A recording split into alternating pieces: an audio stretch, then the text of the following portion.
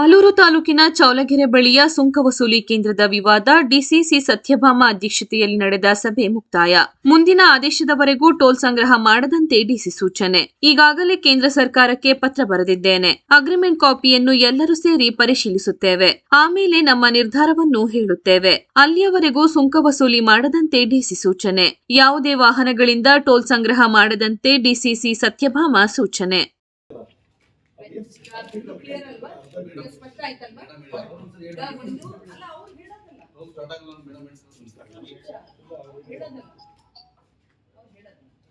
ನಾನು ಏನ್ ಹೇಳಿದೆ ಅಂತಂದ್ರೆ ನೋಡ್ಬಿಟ್ಟು ಏನಿದೆ ಅದರಲ್ಲಿ ಇಲ್ಲಿ ಮಾರ್ನಳ್ಳಿ ನಾನು ಅದನ್ನೇ ಮೊನ್ನೆ ಲೆಟರು ಕೂಡ ಬರ್ತಿದ್ದೀನಿ. ನೆನ್ನೆ ಯಾರಾದ್ರೂ ತಪ್ಪು ಮೆಸೇಜು ಇದು ಆಗೋದು ಬೇಡ. ಲೆಟರು ಕೂಡ ಬರ್ತಿದ್ದೀನಿ. ಏನಂತಂದ್ರೆ ನಮ್ಮ ಎಲ್ಲ ಮಾರ್ನಳ್ಳಿವರೆಗೂ ಈ ಸ್ಟ್ರೆಚ್ ಕಂಪ್ಲೀಟ್ ಆಗೋವರೆಗೂ ನೀವು ಟೋಲ್ನ ಪ್ರಾರಂಭ ಮಾಡಬಾರ್ದು ಅಂತಂದ್ಬಿಟ್ಟು ನಾನು ಒಂದಾಗಲೇ ಬರೆದಿದ್ದೀನಿ. ಆಮೇಲೆ PD ಅವ್ರು ಬಂದಾಗ್ಲೂ ಹೇಳಾಗಿದೆ. ಅವರು ಕೂಡ ಹೇಳಿದ್ರು ಅವರ ಕನ್ಸ್ಟ್ರೈಂಟ್ ಏನು ಅಂತಂದ್ಬಿಟ್ಟು ಹೇಳಿದ್ರು. ಇವಾಗ ಒಂದು ಅಗ್ರಿಮೆಂಟ್ ಕಾಪಿ ನಾವು ನೋಡೋಣ.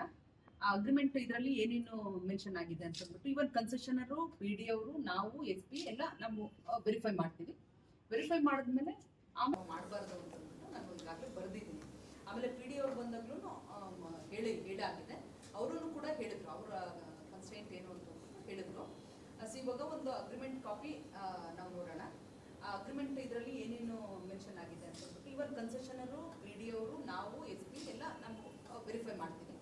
ವೆರಿಫೈ ಮಾಡಿದ್ಮೇಲೆ ಆಮೇಲೆ ನಾವು ನಮ್ಮ ನಿರ್ಧಾರವನ್ನ ಹೇಳ್ತೀವಿ. ಆನಂತರ ನೀವು ಅದಕ್ಕೆ